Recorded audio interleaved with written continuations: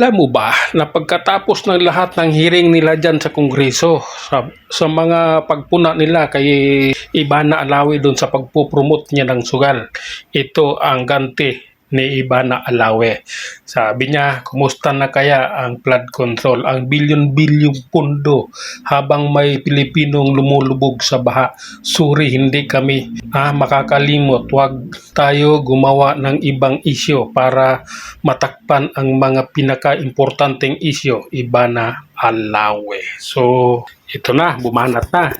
Alam nyo kasi, di mo rin si Ivana Alawi masisisi dyan sa pag-endorse niya ng mga sugal dahil mayroon po siyang talent manager. May manager po siya. Doon ang nakikipag-usap dyan, yung manager niya. Siya ay humaharap lang doon sa camera kung ano ipapagawa sa kanya. Kasi may manager nga siya. Hindi siya katulad ng ibang influencer na basta-basta lang sasabak. Siya kasi, di natin siya basta-basta masisisi. Tulad na sinabi ko, may talent manager siya. O ngayon, bumuelta. Yung bilyon-bilyong pondo sa flood control, ano nang nangyari? Diba? Yung mga tulay doon sa Ilocos na nakatayo puro poste lang. Nagkaroon ng phase 1, phase 2, phase 3. Sabi ni Vince Dizon, yan, bumanat na yan. Sinasabi ko sa inyo, yan, tahimik yan pagdating sa politika. Pero pag binanatan niyo yan regarding sa tawag nitong ini-endorso niya, ay babalik at babalik yan. Bubuilta at bubuilta yan. At yung builta niya may laman. Bilyon-bilyong pondo. Habang may Pilipinong lumulubog sa baha. Diba? Kalain mo yon.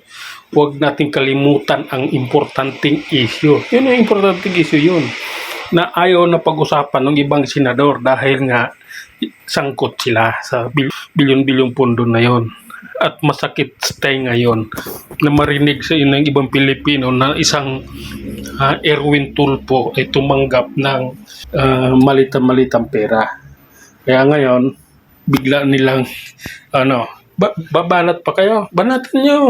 Di ba si Manggagawa Partiles, yun ang inano niya nung nakarang araw, di ba, yung hearing sa Congress, dahil nga daw, hindi daw ng pag-core yung pag-i-endorse ni Ivana Alawi. Ngayon, okay, ako, ayaw ko sa sugal, pero siya, naiintindihan ko dahil mayroon siyang talent manager. Kaya siya, wala naman siyang dyan Basta pag sinabi sa kanya yung manager na ito yung gagawin mo, ito okay na. Wala na, katapos nung wala na siya. Basta binayaran siya, okay na yun. At may kaltas pa ng tax. Yung pagbayad sa kanya, bawas na ng tax yun. Kaya hindi mo maano yung tao. Yung buweltan niya, importanteng issue ng flood control Ivana Alawi. Tandaan niyo yung sinabi ni Ivana Alawi. Huwag kayo gumawa ng ibang issue. Ang importanteng issue lang talaga, flood control.